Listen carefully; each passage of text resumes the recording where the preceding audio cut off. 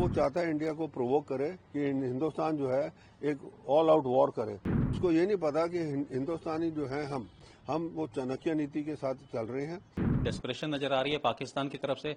वो लोग बहुत घबराए हुए हैं। ये वायलेशन उनको नहीं करना चाहिए था और अच्छी बात है कि उन्होंने करके हमें एक मौका दिया कि हम उसको जस्टिफाई कर सकें।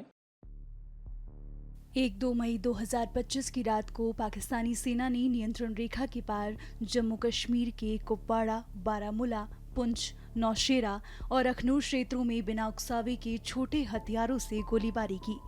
पाकिस्तान पहलगाम आतंकी हमले के बाद लगातार सीमा पर गोलीबारी कर रहा है, जिसका भारतीय सेना भी मुंहतोड़ जवाब दे रही है।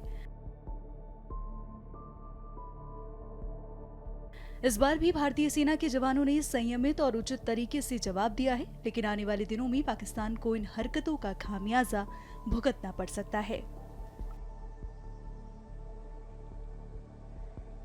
पाकिस्तान जो है ये जो नियंत्रण रेखा का उल्लंघन करता रहेगा।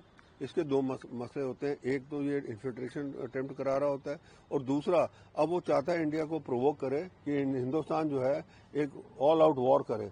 पर उसको ये नहीं पता कि हिंदुस्तानी जो है हम वो चाणक्य नीति के साथ चल रहे हैं।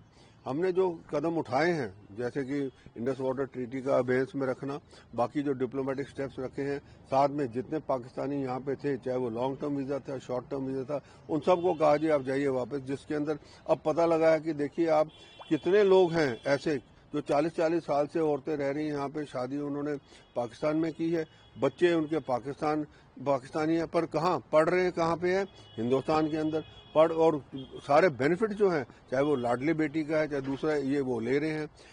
दूसरा आप देखिए यहाँ पे अभी एक लड़का जो है वो कश्मीर में पकड़ा गया है, वो रह रहा है यहाँ पे, उसको कहता है जी मैं वोट भी मैंने किया, और अब वो प्रोफेशनल कॉलेज में था, 10वीं भी उसने की, 12वीं भी की उसने की, और उसने क्या जो है वोट भी किया, और अब कहता है मेरे को समझ नहीं आती मैं क्या करूं।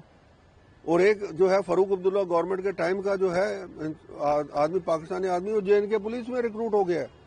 तो ऐसे ऐसी चीजें जो चल रही थी, भारत ने बहुत अच्छा किया है ये कदम उठा के कि उसको बंद कर दिया। हमें लड़ाई करने की ऐसे कोई अपने आप शुरू करने की कोई जरूरत नहीं। पाकिस्तान जब करेगा, पाकिस्तान जब इसको अपने एस्केलेट करेगा, उसके बाद हम जो है जो जवाब दे सकते हैं, बड़ा मकूल जवाब देंगे।